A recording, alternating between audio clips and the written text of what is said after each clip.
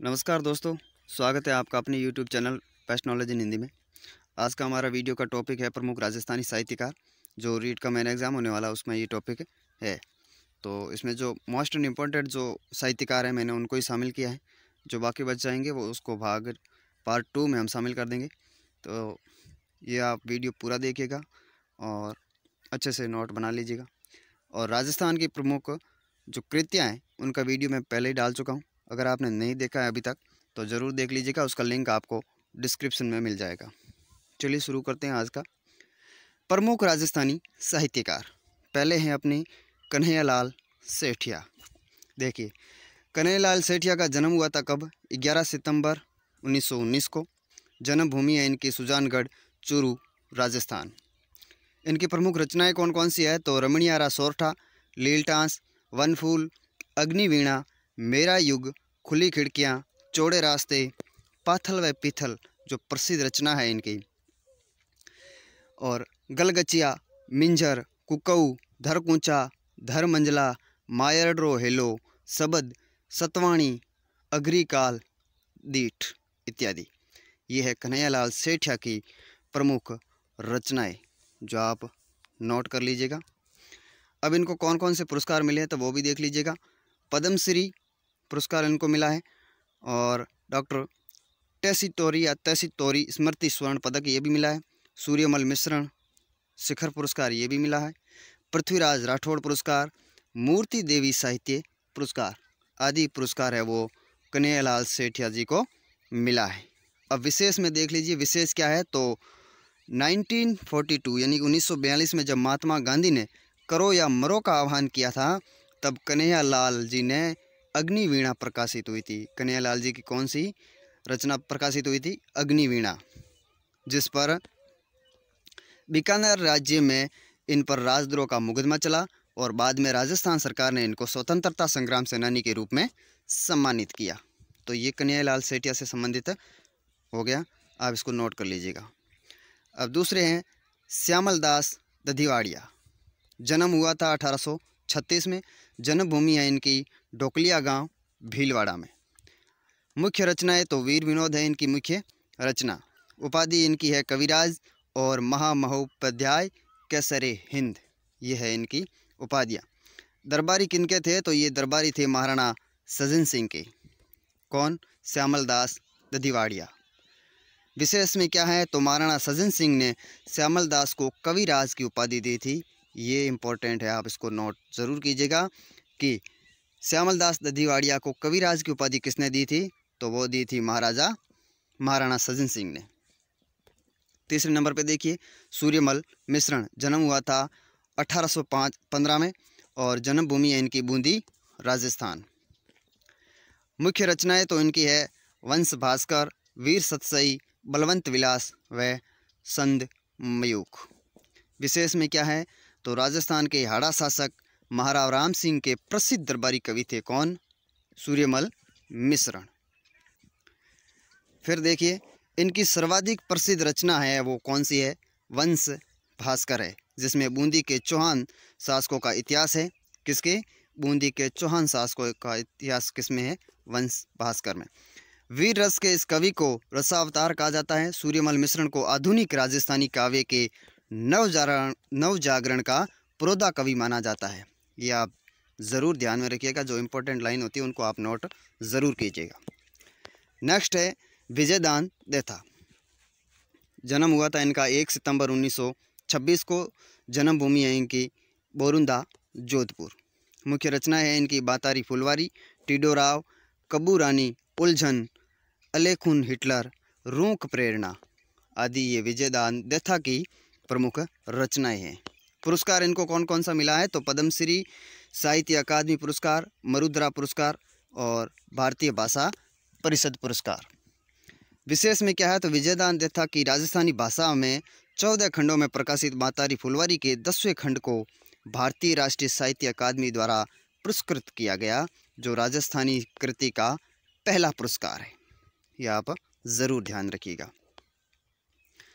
5 number में है कोमल कोठारी। जन्म इनका हुआ था 4 मार्च 1929 को। जन्मभूमि जोधपुर, राजस्थान। पुरस्कार मिला है पद्मश्री 1963 में, पद्म भूषण मिला 2004 में और राजस्थान रत्न नेहरू फेलोशिप, ये इनको पुरस्कार मिले हैं। विशेष क्या है तो कोमल कोठारी द्वारा राजस्थान की लोक कलाओं, लोक संगीत एवं वाद्य के संरक्षण, लुप्त हो रही कलाओं की खोज एवं उन्नयन तथा लोक कलाकारों को प्रोत्साहित करने हेतु बोरुंदा में रूपायन संस्था की स्थापना की गई। किसकी? रूपायन संस्था की। फिर है सीताराम लालच, जन्म 29 दिसंबर 1908 को, जन्मभूमि है बाड़मेर राजस्थान, निवासी थे ये जोधपुर के। मुख्य रचना है इनकी राजस्थानी शब्दकोश और पुरस्कार मिला है पद्मश्री 1977 में और दूसरा है राजस्थान रत्न। विशेष में क्या है तो राजस्थानी भाषा के एक व्यापक शब्दकोश का संकलन जिसमें 9 खंडों एवं एक संक्षिप्त शब्दकोश शामिल है। जयनारायण व्यास विश्वविद्यालय, जोधपुर विश्वविद्यालय ने उन्हें उनके काम के लिए साहित्य की डॉक्टर की मानद उपाधि से सम्मानित किया। एनसाइक्लोपीडिया ऑफ ब्रिटेनिका द्वारा राजस्थानी भाषा की मसाल के रूप में सीताराम लालच संबोधित किया गया। किसमें?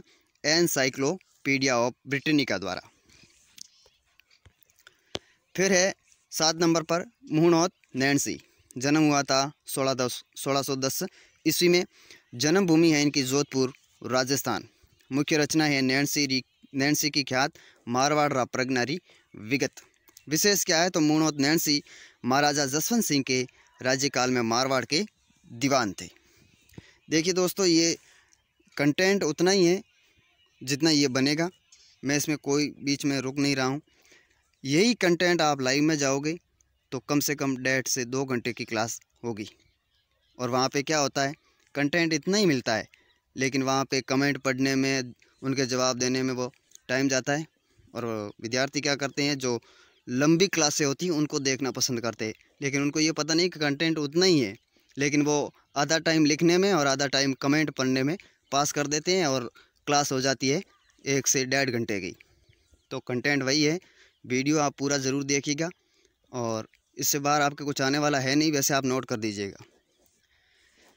फिर देखिए मुहणोत नैणसी की प्रमुख रचनाएं कौन सी है तो नैणसी की ख्यात मारवाड़ रा प्रगनारी विगत। और विशेष क्या है, मुहणोत नैणसी महाराजा जसवंत सिंह के राज्यकाल में मारवाड़ के दीवान थे।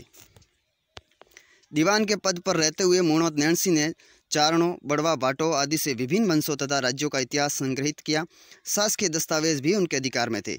इन सब स्रोतों के आधार पर उन्होंने ख्यात की रचना की, जिसकी तुलना अबुल फजल के अकबरनामा से की जाती है।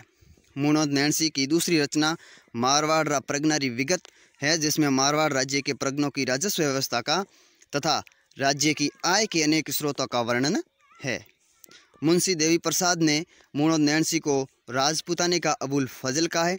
ऐसा माना जाता है कि मुहणोत नैणसी ने दीवान रहते हुए राज्य के उच्च पदों पर अपने रिश्तेदारों की नियुक्तियां कर दी थी, जिन्होंने प्रजा पर अत्याचार किए, जिससे महाराजा जसवंत सिंह ने नाराज होकर के मुहणोत नैणसी को कैद कर लिया और 1 लाख का जुर्माना लगाया।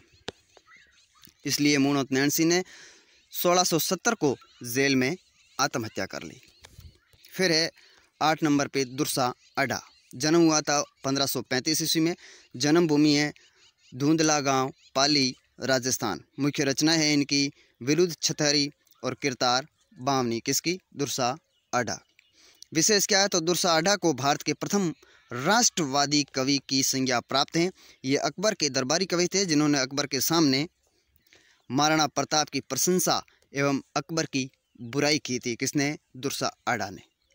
फिर है मणि मधुकर, जन्म हुआ था 9 सितंबर 1942 को, जन्मभूमि है इनकी सेहुआ राजगढ़ चूरू राजस्थान। मुख्य रचना है इनकी खंड खंड, पाखंड, पर्व, घास का घराना, बलराम के हजारों नाम, सफ़ेद मेमने, रसगंधर्व, बुलबुल सराय आदि। पुरस्कार मिला इनको साहित्य अकादमी पुरस्कार, प्रेमचंद पुरस्कार और कालिदास पुरस्कार। विशेष है इनका मूल नाम है मनीराम शर्मा। इनके द्वारा रचित एक कविता संग्रह पग फेरों के लिए उन्हें सन 1975 में साहित्य अकादमी पुरस्कार से सम्मानित किया गया था।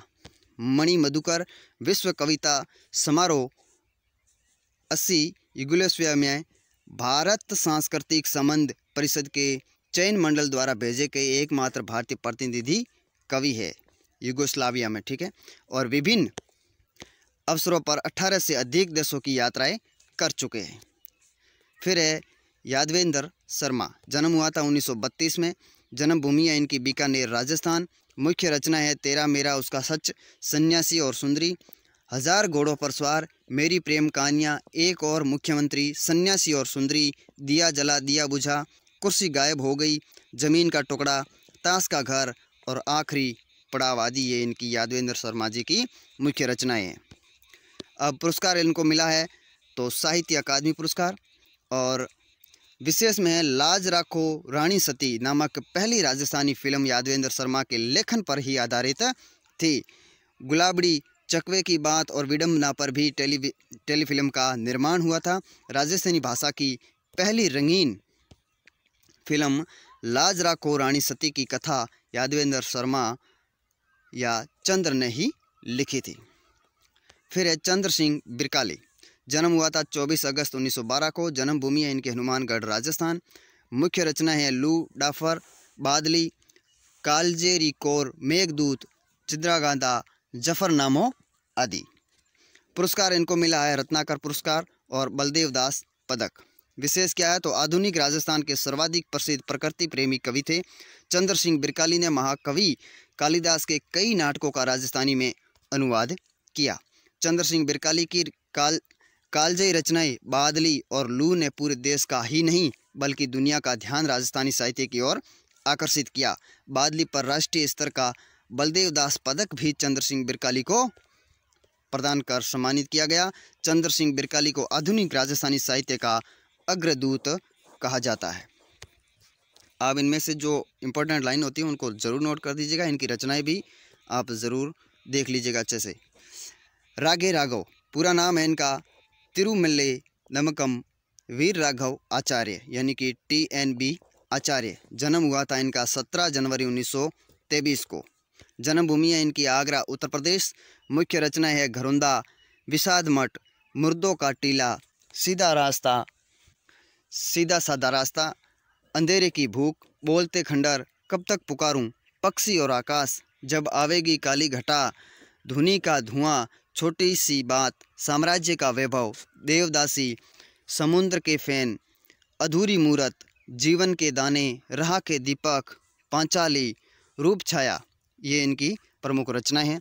और इनको पुरस्कार मिला है हिंदुस्तानी अकादमी पुरस्कार 1947, डालमिया पुरस्कार 1954 में, और उत्तर प्रदेश शासन पुरस्कार मिला है 1957 तथा 1959 में, ठीक है।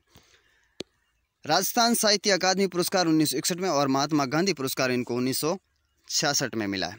विशेष क्या है तो भरतपुर जिले में एक तहसील है वेर। शहर के कोलाहल से दूर प्राकृतिक वातावरण, ग्रामीण सादगी और संस्कृति तथा वहाँ के वातावरण की अद्भुत शक्ति ने रागे राघव को साहित्य की साधना में इस सीमा तक प्रयुक्त किया कि वह उस छोटी सी नगरी और वेर में ही बस गए। सेंट जॉन्स कॉलेज से 1944 में स्नातकोत्तर और 1949 में आगरा विश्वविद्यालय से गुरु गोरखनाथ पर शोध करके उन्होंने PhD की थी। नेक्स्ट देखिए, नेक्स्ट यहीं तक था अपना। तो ये कितने हो गए हैं, 12 साहित्यकार हो गए, और बाकी जो बच गए हैं वो नेक्स्ट पार्ट में इनका शामिल कर दिया जाएगा। तो इस वीडियो का आप पूरा ज़रूर देखिएगा, और आपने जो इम्पोर्टेंट जो इसमें जो है वो आप ज़रूर नोट कर दीजिएगा। वीडियो पसंद आए तो लाइक ज़रूर कीजिएगा और चैनल को आप सब्सक्राइब ज़रूर करके जाइएगा। चलिए मिलते हैं फिर नेक्स्ट वीडियो में, तब तक के लिए जय हिंद, जय भारत।